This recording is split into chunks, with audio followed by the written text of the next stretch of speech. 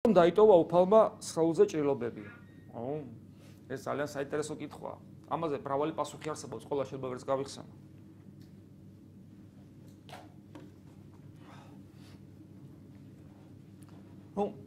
ძალიან მარტივით დავიწყოთ. მოციქულები ამას იჯერებენ.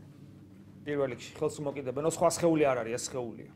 იმიტომ რომ სამ დღეში სად შეხორცდებოდა ეს ჭრილობები, ხო? მათი აღქმა ესეთია, ადამიანური. ეს ერთი. მეორე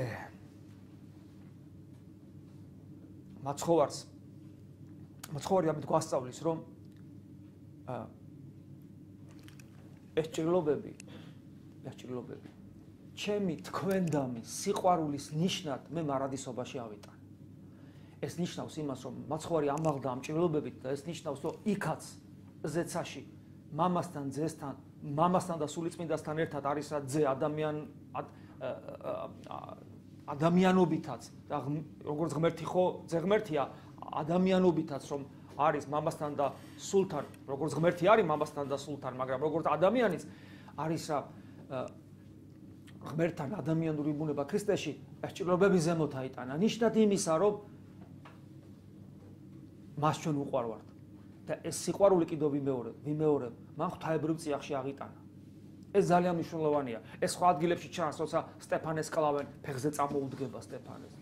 როდესაც დაბრუნდება მეორედ ლუკა მახარებელი ამბობს, რომ მოგვემსახურება კვლავ ჩვენ. მოგვემსახურება. მანამდე ხო გვემსახურება და ფეხები დაგვბანა. ანუ ეს არის კიდევ ვიმეორებ, ღმერთის ჩვენდამი სიყვარულის მარადისობაში ატანა და ამით ნიშნავდი, რომ მე თქვენზე ვზრუნავ.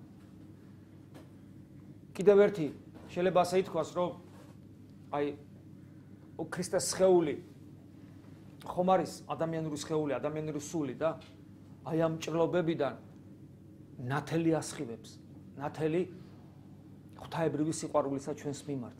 ესეც არის გან როგორც სარკმელნი ჩვენდამი სიყვარულისა. ესეთი განმარტებები არსებობს. შეიძლება კიდე იყოს სხვებიც, მაგრამ მე ამ ეტაპზე ესენი გამახსენდა. და ალბათ ასევე ხსოვნა, ჩვენ რო გარდავიცვლებით. ჩვენ გვექნება ხსოვნა იმისა, აქ რანი ვიყავით. და რა ტკივილებისა და რა ცოდვების მერე რისი ღირსი გავხადა უფალმა. ღირსი რატო ამბობ? იმიტომ რომ მარადიული სიცოცხლე ღმერთთან არ არის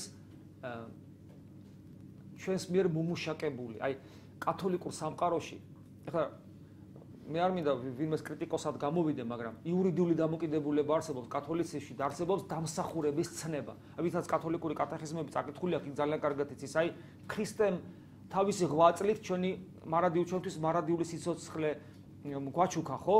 დაიმსახურა, თავისი ღვაწლით გამოგვისყიდა და წმინდანი, რომელიც იღწვის, აი თქვათ მე რომ ვცხონდე, ჭირდება 10 ერთეული რაღაცა დავაგროვო ქულა. ჩემი დამსახურება უნდა ვიღვაწო. ეს ღვაწლი არის კეთილი საქმეები და ასე შემდეგ. და თუ 10 დავაგროვე, ხო? და იმის მერე გავაგზელე 12, 15, 18 დავაგროვე კიდე, ხო? ის 8 შეიძლება შენ გეყოს და ცოტა შენ გაგინაწილო.